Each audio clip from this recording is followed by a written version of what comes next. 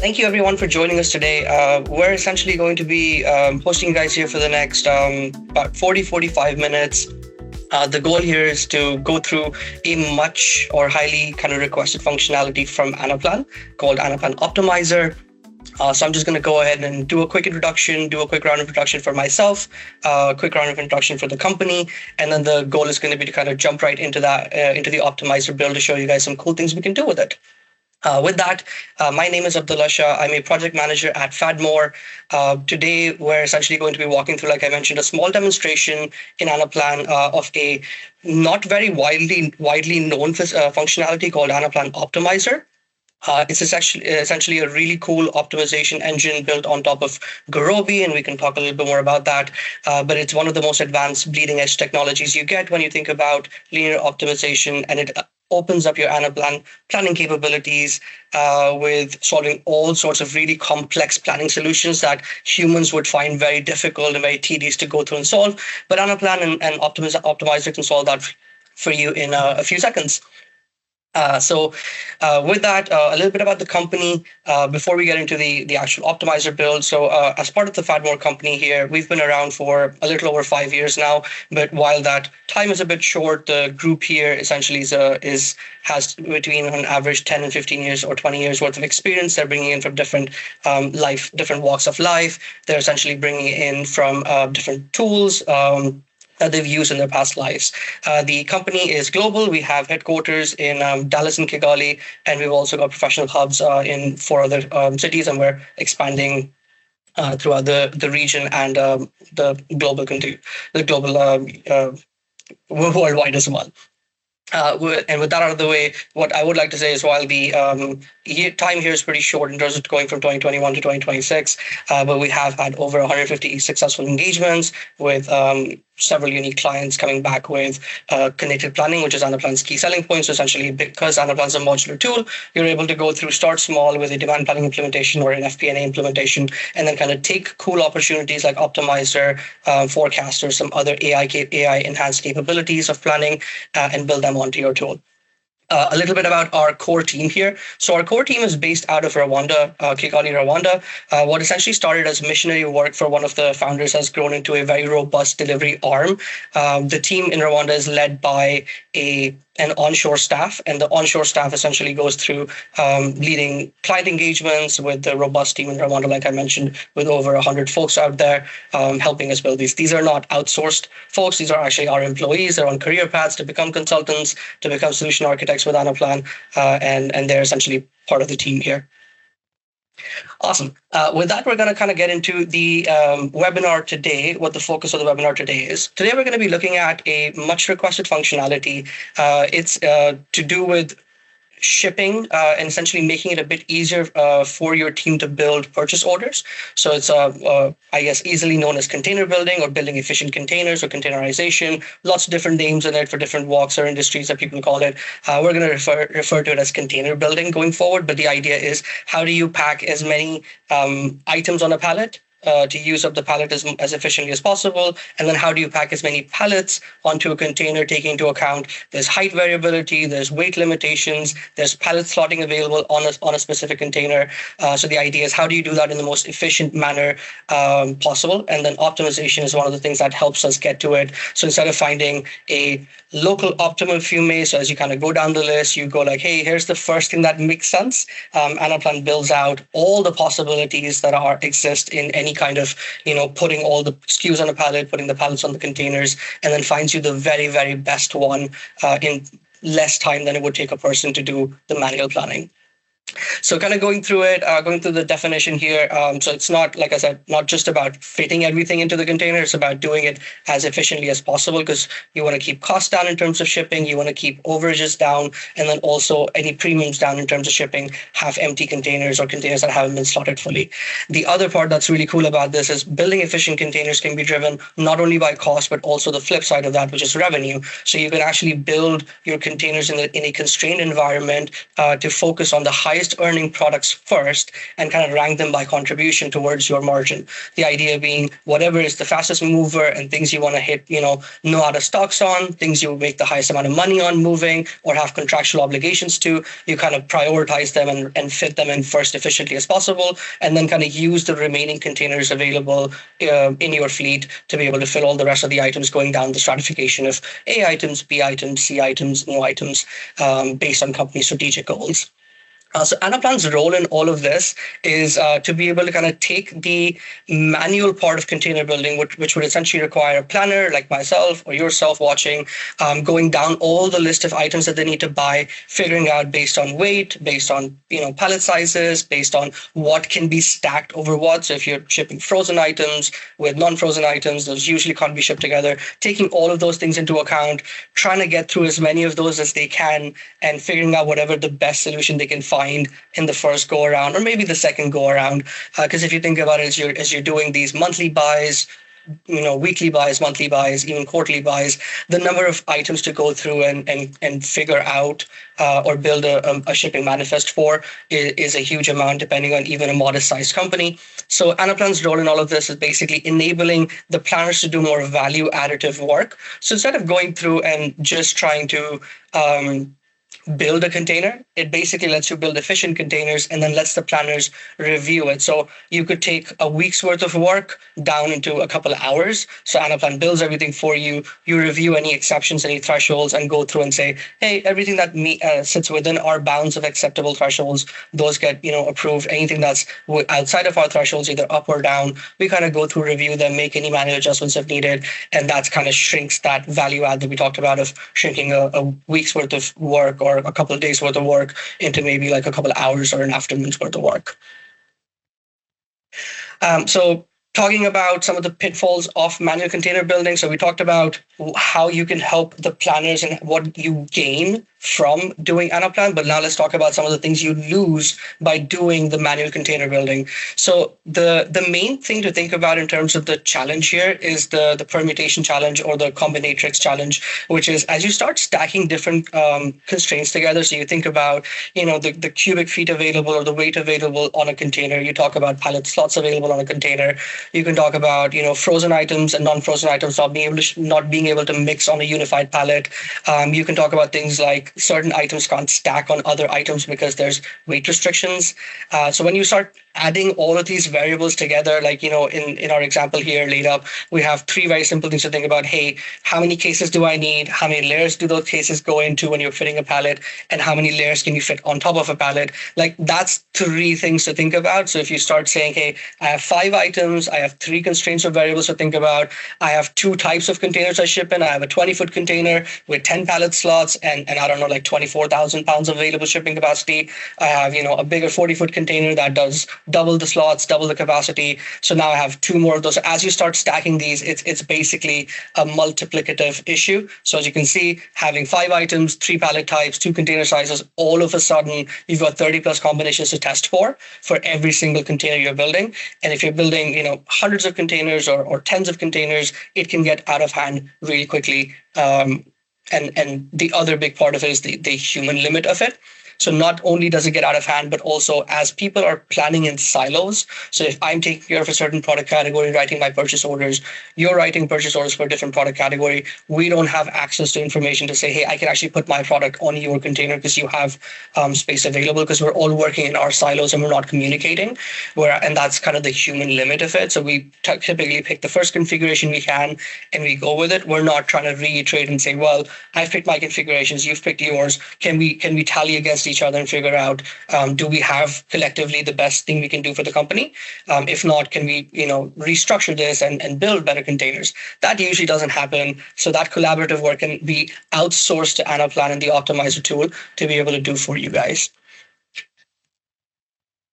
So moving on to the real world logistic challenge we'll be taking a look at here. The goal is going to be to look at, or I guess in this toy example, if you may, we're going to be looking at the shipping manifest or the containerization of a auto parts manufacturer. So an auto parts manufacturer, we kind of picked this one because they ship all variety of goods. So, anywhere from like screws to entire steel bodies or brake assemblies. So it could be a very small item, very easy to put into a case, layer pallets and stack them, or it could be very heavy items, which you might only be able to fit one or two of, but the weight will basically be too large to stack multiple items into a pallet. Thinking of kind of the assembly units or the brake assembly units, and then comparing that to like a box of screws to put those together.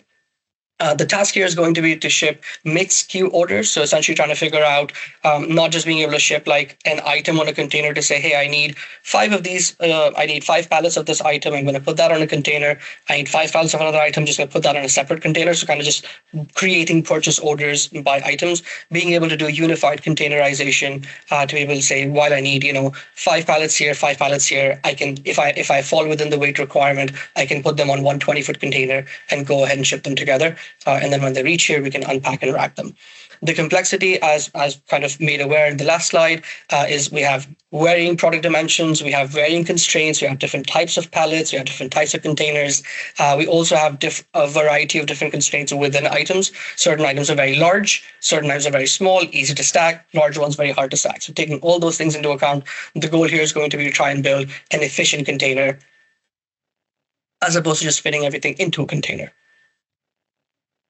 So taking a look at the manual cost of planning, just kind of trying to understand real quick how manual planning actually costs us real world efficiency and dollars. Trying to think about more in terms from a financial perspective in terms of ROI.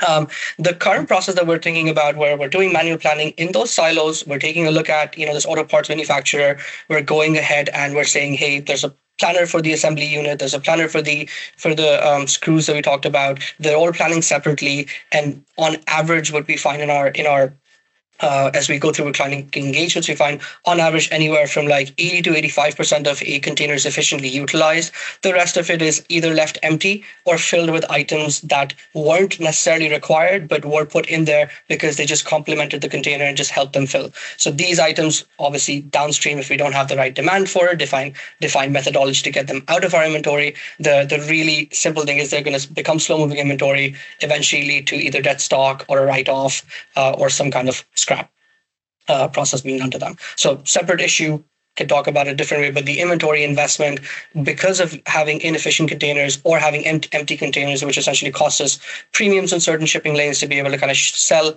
or ship a container that's not fully utilized, that both are real world gaps that we have in on an ROI perspective from shipping manifests, where we're not building efficient containers.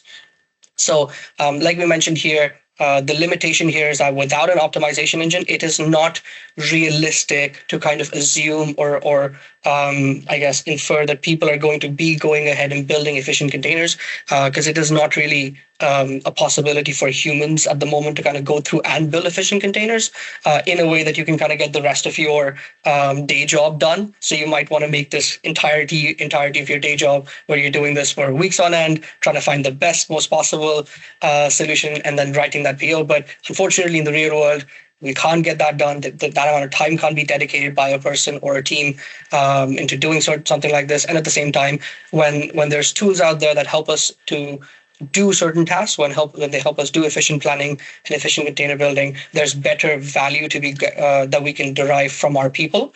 And our main resource, which is our people, to get better value from them and let some of the work here that can be outsourced to machines be outsourced to machines.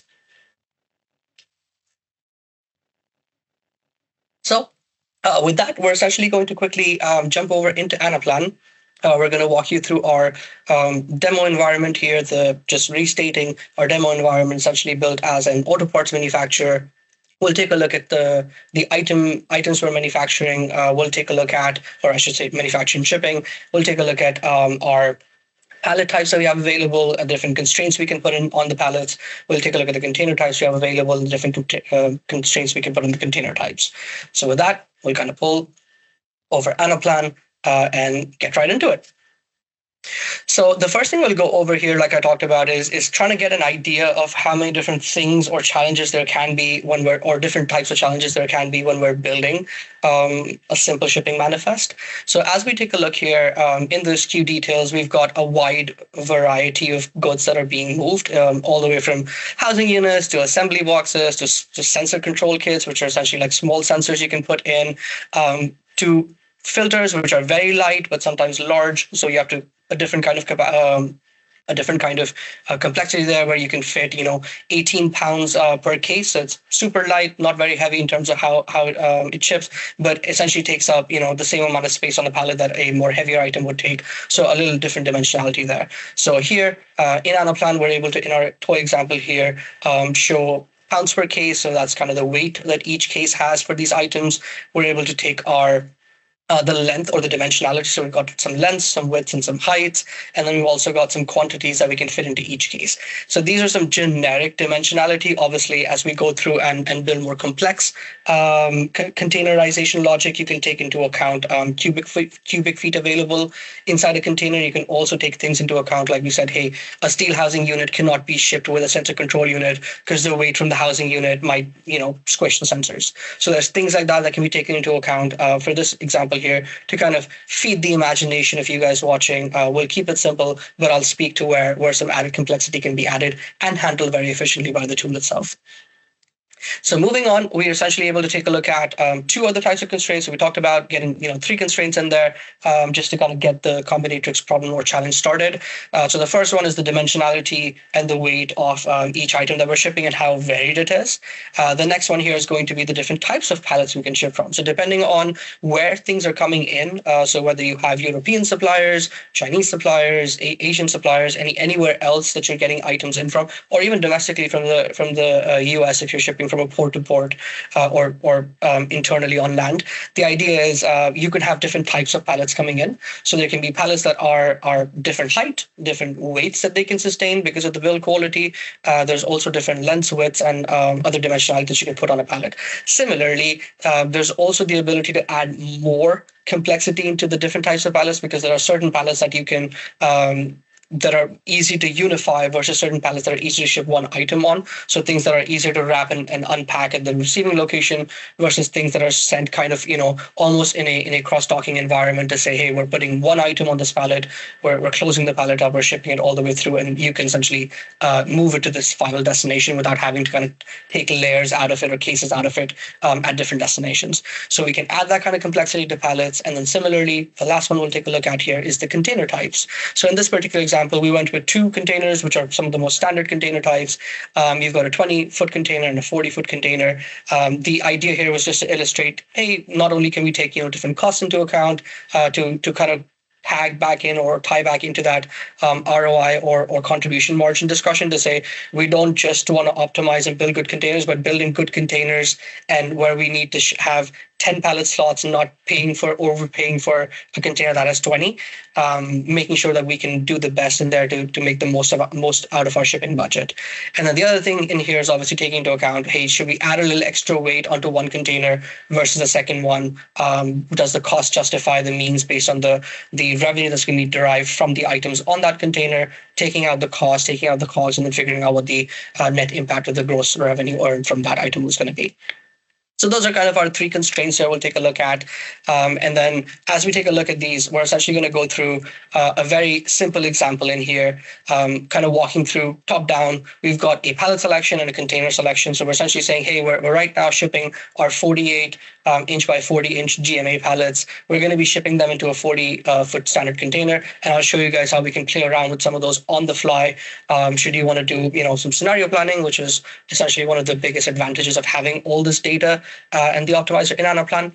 So we're now able to come in here, taking a look at some very simple examples. We've got a pallet selected, a container selected. The system is able to quickly give reference information to the planner who's coming in. We're able to take a look at what the pallet details are in terms of how much weight can I put on there, what's the max height, width, what's the length of the pallet itself. We're also able to look at, based on our container selected, our pallet slots available. So how many physical pallets can I load onto this container? What's the maximum weight of those pallets that I can load in, and what's it going to cost cost me to go ahead and ship that item. So as I go through here, if I flip between my 20-foot container and my 40-foot container, you can see essentially the information updates live, where I now can only ship 47,900 pounds, and I can also only do 10 pallet slots. So you're able to make those adjustments on the fly to try and understand how things are good or how things are going to go in terms of the containers being built out. In this particular example, we'll stick with a 20-foot container and see what the containerization ends up being. So with that information or the reference out of the way, our main action here is building that manifest to understand what items we're going to be buying and taking a look at when we're trying to buy those items, how many pallets do we need for them, given their specific requirements that we talked about, their height, their width, their length, their weights, taking a look at that and then building, our required amount of pallets, rounding up obviously to fill pallets up as needed. So on the left-hand side here at the bottom, we've essentially got a pallet builder. So that's going to go through taking all the items we have here, going to go ahead and build pallets for them. And on the right-hand side here, we've got a container builder, which is essentially going to go through and then take those pallets and containerize them in the most efficient way possible. So we'll go through a simple example here. I have to buy 50 widget assembly kits, 100 brake caliper sets, 100 electronic control units, some steel housing units, and then a few packs of filters for my next upcoming buy here. So in totality, I have to buy about 310 cases across all these different items. Based on my cases, I can essentially go ahead and do two main calculations. So the first main calculation we do is figuring out how many cases we can fit into a layer if we don't do any combined stacking that we talked about, and then how many can I fit in there if I essentially try and what we call here rotated, but essentially try and fit and stack multiple different items onto one container, and then trying to pick from them to say, hey, what gets me the most bang for my buck for each pallet I'm building, and then figuring out from there to say if I can fit 6 in a pallet for this particular item, I'm going to need 5 layers in total, 50 items each, to kind of go ahead and build out my max. So when I get to my max here, I'm going to now have 2 pallets that are required to fill the 50, because I'm going to put 30 on the first one, which is the maximum I can put on one pallet, given the dimensionality, and then the remaining 20 will go on the second one. Same kind of logic going down the list, taking a look at the industrial filter packs here. We've essentially got 25 cases that we need to buy. In this particular situation, we're able to fit 6 layers in a pallet. So to go ahead, we're going to be able to put 24 in total on a pallet. So we need at a minimum 2 pallets because we're going to be able to put 24 on one and then 1 on the third one. So if I go ahead and I lower that number down on the fly, I can see that my pallet requirement goes down, and I can make those decisions on the fly as a planner to say, hey, I actually don't need to round up the quantity because there's safety stock in place, and I'm able to take a hit on that one pallet, and I don't need to be part of my shipping manifest. So again, super flexible and configurable and very dynamic in how you guys are doing your planning. And then we can also put scenario planning on this to say, hey, what if I did get the extra 25th one? How does that change my cost of shipping? How does that change my return on this purchase order or return on this container as a whole, or all the way down to the items specifically? So once we go through and do that, the system goes through and says, hey, I need to build 11 pallets in total. So that's what I need right now to go ahead and get all the items you need into the business. So I'll basically now go ahead, scroll down here, and I have a little button here that lets me run Optimizer. So Optimizer, while it's built in Anaplan, is done almost, you can think of it as in a process or a sequence. So the idea is, because we're not always running it in the background, that's where the efficiency from the calculation comes in. So you can set up your problem statement. We already have the optimization set up in the background with all the constraints, all the restrictions kind of set up. And then essentially running this button gets you a one-time refresh of what the current optimization function optimum is really quickly. So we'll go ahead. We have, like I said, 3 to about 5 items on here, 300 cases, about 11 pallets that we need. So we're going to go ahead, hit that button. And for these 5 items, the system's going to go through, take a few seconds, and build us a pallet configuration on the left-hand side and a container configuration on the right-hand side. So we'll take a look at the pallet configuration first. I'm quickly going to go maximize this over here just so it's a bit easier for everybody to see. So we went ahead, we built those 11 pallets we talked about that we needed. We went ahead and we allocated all the SKUs on the pallets that were required to say, hey, I'm going to go ahead, put my brake calipers on these 3 pallets, took my electrical components or my sensors onto this one, and my housing units onto this one. So as I go through, I'm able to kind of allocate how many cases are going onto which pallet by ID. And then I'm able to take each pallet's ID and figure out what container it's going onto. So here I can see based on my current pallet requirement of 11, I'm able to fit the first 10 because the weight here is within the capacity of the entire container. I'm able to fit the first 10 because I have pallet slot limits of 10 into the first container, and then I'm able to put the second one or the 11th one into the second container. So that becomes super easy, but that's math you could have done on a piece of paper. That's not super complex. It's not a huge benefit. So taking a look on the right-hand side, we've essentially got something similar, but just KPI metrics for the containers. Again, this was math you and I probably could have done very easily on a piece of paper somewhere or an Excel somewhere to say, hey, I have 10 available on the first one, so I'll put 10 on there because the totality of the weight doesn't overflow the total weight available we have on the container. So I go ahead, I put 10 on the first one, doesn't matter which one because I need all 11. I pull those forward. Maybe I do it by revenue. Maybe I do it by inventory stratification for like A items on the first one. And then this one goes through approval to say, do we need to ship it? It's only one pallet. Maybe we ship it in our next round. And those decisions can be made on the utilization that we're building for each pallet. So we can go ahead, as we go through that process, we can also take a quick look to say, hey, what if I had a 40-foot container instead? And instead of paying $2,800, I paid $4,700. I can quickly come down here, regenerate my configuration. So let that spin here for a few seconds as it goes through and refreshes it and says, hey, now because you have the weight available and the pallet slots available, you can fit all 11 on here, utilizing 70% of that container, utilizing 60% of the pallet slots, and you're able to quickly and easily come through and figure out, okay, if I paid almost double in freight, well, a little under double in freight, I'm actually able to get all of them onto one, which may become a better pitch to people who are buying it or approving the purchase order. So that's, like I said, super simple example. You could have done it. I could have done it. Maybe it takes 15, 20 minutes. An experienced buyer would probably take less than that and quickly knock this one out. But as we go down into something more complicated, so we'll go over here into a slightly more complicated example to say, what if I have to buy 3,000 items and I have to build 200 pallets? What if I have to buy, 350 pallets? What if I have to buy 566 pallets? So what if I have to buy a ton of pallets? There's a ton of weight going in. There's a lot of combinations. So do I put this on container 1? Do I put it on container 3? Do I add this item here, that item there? So now there's a ton more complexity to think about and more kind of hurdles to jump over for the planner. So this is where things become a little more interesting, where essentially as we come through here, we're no longer buying a handful of items. We're actually now going through, taking a look at all variety of items, things that are very easy to stack into cases, things that are very difficult to stack into cases, things that we have to buy a huge amount of quantity for. So as we go through and sort this descending, we can see I have to buy of these motor drive, I have to buy 219 pallets worth of items. So trying to get all that stuff on here now becomes a larger planning problem, kind of going back to that combinatorics issue. So looking at Anaplan though, as we come through here, I'm quickly going to run the optimizer, get this updated, and then we'll come back and talk about how simple it becomes. So the runtime here, whether you're doing 5 pallets, 5,000 pallets, you're building 10 containers, 10,000 containers, because we're running one of the best-in-class solution or optimization solutions, the runtimes are negligible. And that's what I meant by you can take days worth of buys, weeks worth of planning, or days worth of planning, weeks worth of buys, either or, and able to condense that down into like an afternoon's worth of work, essentially building everything out, reviewing everything, making sure you're making the optimal and best decisions possible.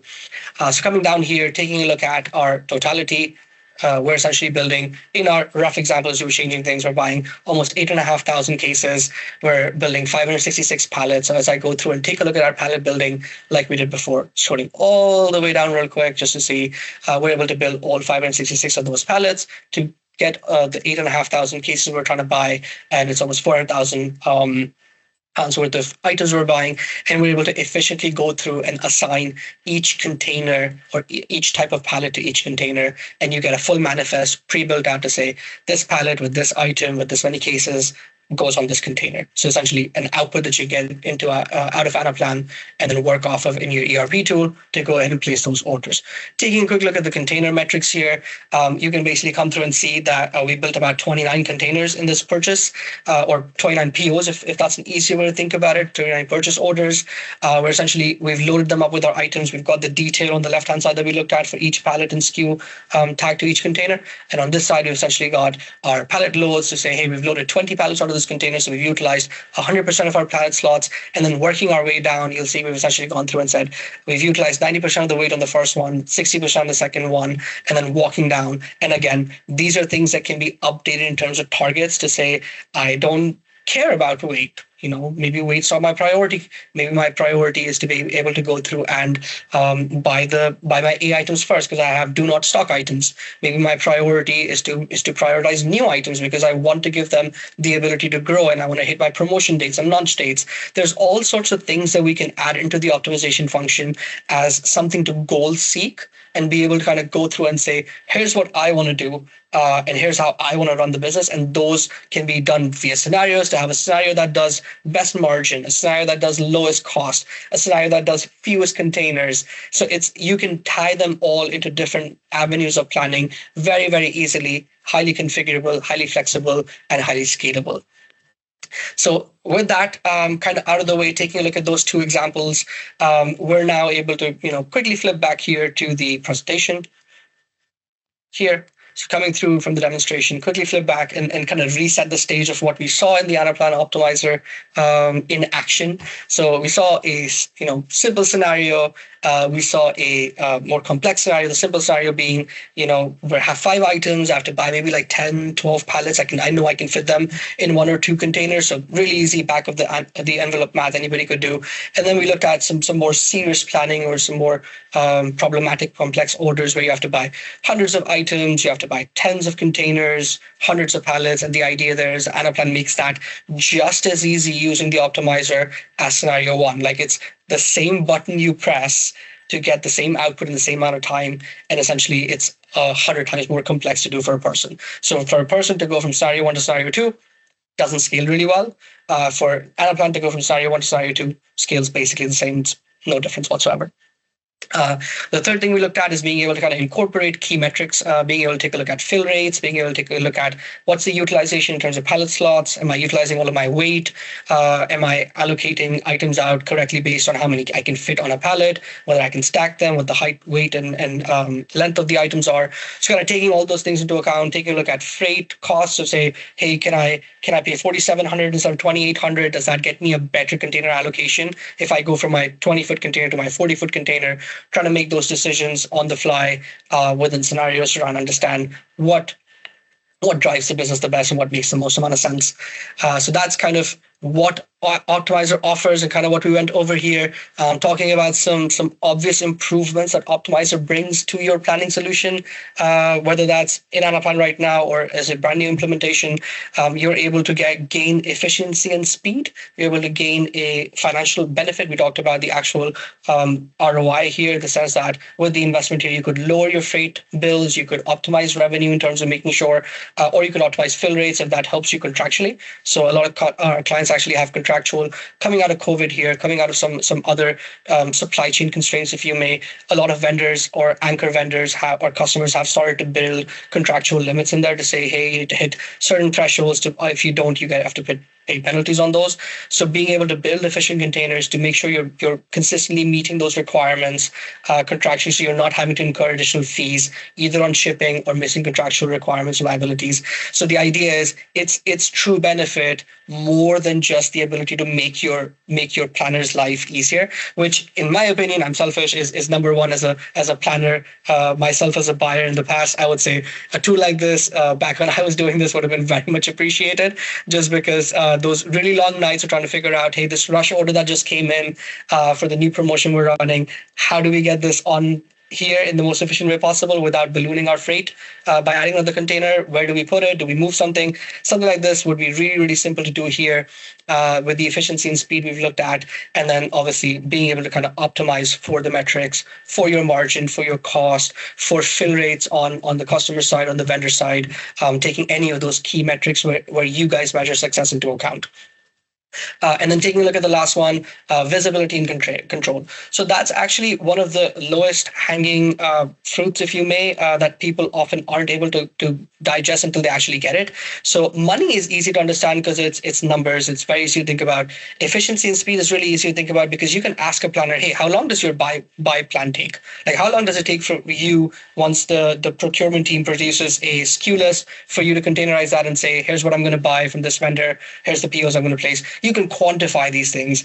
But visibility and control, that's one thing that's really hard to quantify, and it's more qualitative. And when you think about the art and the science, the first two I'd say are the science part of it, the last one more the art part of it.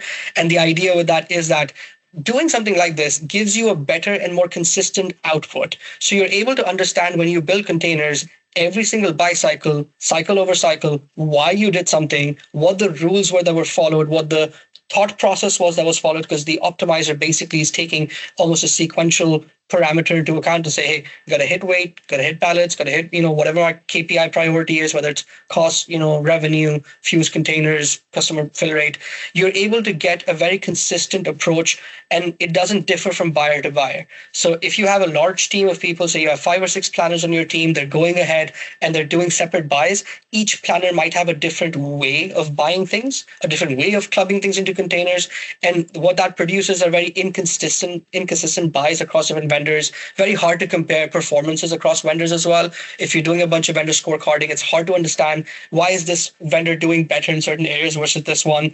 Maybe it's because of the way things are being bought and put on purchase orders. It's a bit harder for one vendor to hit their fill rates versus another. So what this lets you do is kind of standardize across the board. That way, a new person walks in the door and they know exactly what's happening. Easier to train, easier to translate, and get them ramped up. So that's the visibility and control part of it, to say planners are not skipping out on a decision parameter. That's kind of the control or auditability part. When you run the optimizer, there's a detailed log in the background that tells you exactly what it did, how it did it. That can be exported and reported on. And the idea there is with the fact that, say, hey, it goes through each different parameter every single time. There's no skipping something. There's no rushing through something. There's no oversight or missing something. So whether intentional or not, but the idea here is that you do get a ton of visibility and a ton of control into your process by using Anaplan's optimizer.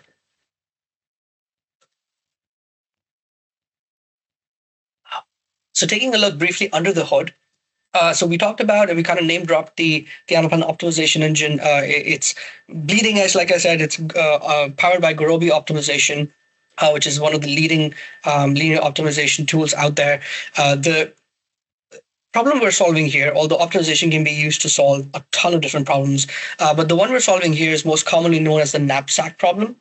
And I think it comes from the idea of, or the simple kind of analogy of like you're going to picnic, you have a small knapsack, you have to fit, some apples in there, some bananas in there, you have to fit an orange juice in there, so you have to fit all these things into a knapsack, and they're all different sizes, weights, and they don't stack nicely, and the knapsack has some restrictions. And the idea is we're not just trying to put everything in there, but we're trying to place everything in an efficient manner to be able to get the most out of the volume available or the space available to us.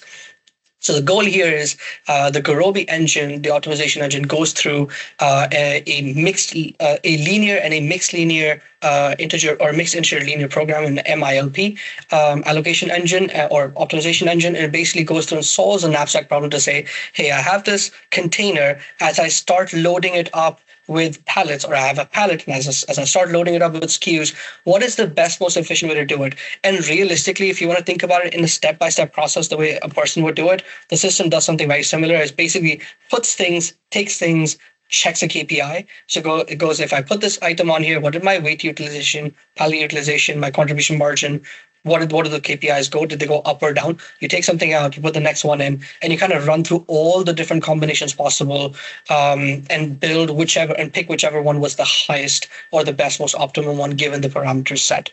So that's kind of what it does. So it solves for the knapsack problem. The engine, it uses the Gurobi optimization engine, which is one of the best in the world. It goes through the linear and mixed integer linear programming, depending on whether we have non-binary constraints or just binary constraints in terms of like true false, or we actually have like continuous, like 1.1. I can fit like 1.1 of a particular thing onto a container. And then the no code execution, that's basically what was on display here, to see that there's no front end coding required for the planners as they're making these changes. You're changing your container parameters, you're changing your SKU manifest. You're not going back and in the backend and changing Python code or JavaScript code. You're not interacting with any backend. You're on the front end with all the parameters kind of preset, configured by the implementation team or the super users that are utilizing and maintaining the tool, and you're basically just running the interface from the front end. So you have a no code execution, which essentially you have to press a button. You're able to leverage all that awesome power of the optimization engine and bring it to bear. So with that, coming towards a close here, ready to optimize.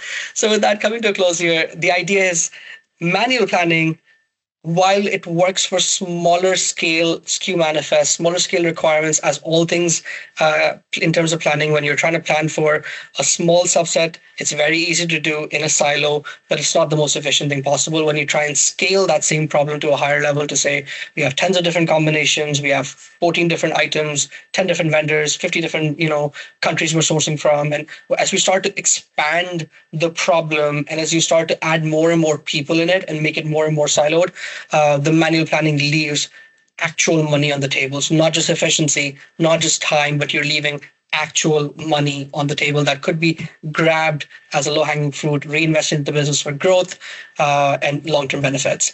And then what we would like to do is essentially use this as a stepping stone. Hopefully there was enough on here to kind of spark your imagination and give you guys enough to think about as you take away from this. If you have any questions, please do feel free to reach out to us. Our contact details are going to be part of the distribution on the presentation and part of the webinar. Please do reach out with your specific planning challenges, stuff that's a real pain for you, for your planners, for your company. We'd love to work with you to figure out how we can help use Anaplan Optimizer or any other Anaplan AI-enabled solution or machine learning-enabled solution to be able to help you guys solve your problems, make life better for your planners, and make more money while you're at it, because that doesn't hurt either. With that, we'll kind of switch over here to the Q&A to see if there's any questions coming in.